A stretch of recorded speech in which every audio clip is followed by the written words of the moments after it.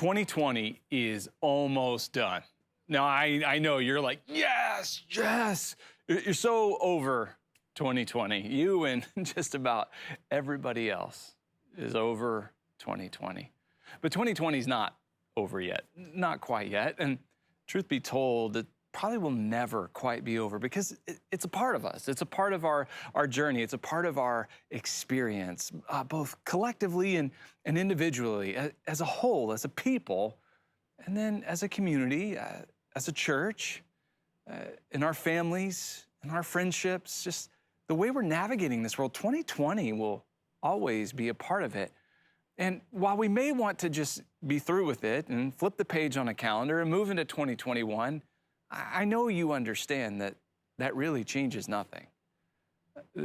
While 2020 may end, what's happening in 2020 remains.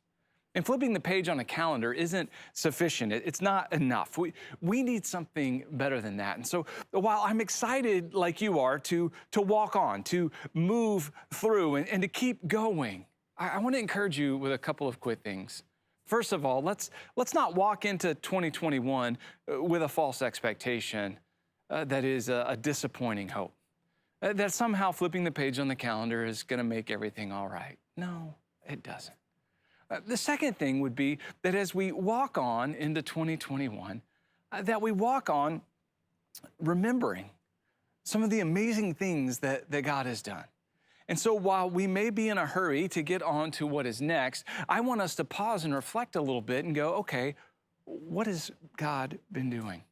I know for MCC, what we've gotten to experience as a church in 2020 has been amazing, amazing. That we fasted and prayed together as a church on the 20th of every month in 2020. Having no idea what 2020 would hold and the struggles that would be there, God laid it on our hearts and set us up and positioned us to fast and pray together as a church. Wow. To fast and pray for our ones, to say, okay, God, we're going to trust you with these ones that you've laid on our hearts, and we're going to lift them up to you and pray for them like we've never prayed before. Well, let's remember that because it shouldn't be a shock to us in 2021 or 2022 or 2023 or whenever it is when these ones that we've been praying for in 2020 say yes to Jesus. It shouldn't be a shock to us. I'm prayerfully expecting it. That God is going to raise up a harvest through what his church has had the opportunity to experience with him in 2020. No, that's just one thing.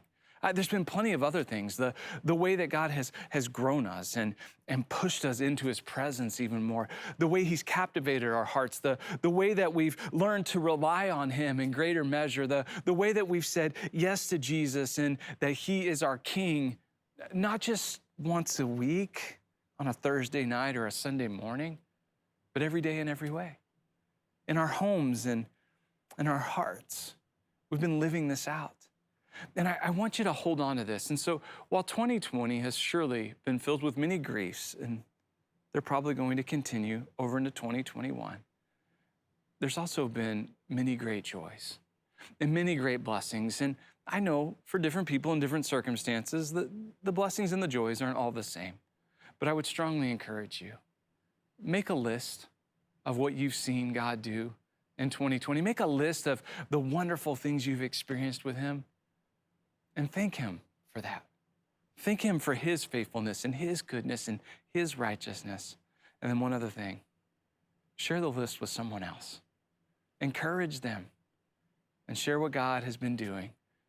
And then we'll take another step of faith into something new, having learned from what we've experienced in the past. Let's go, church.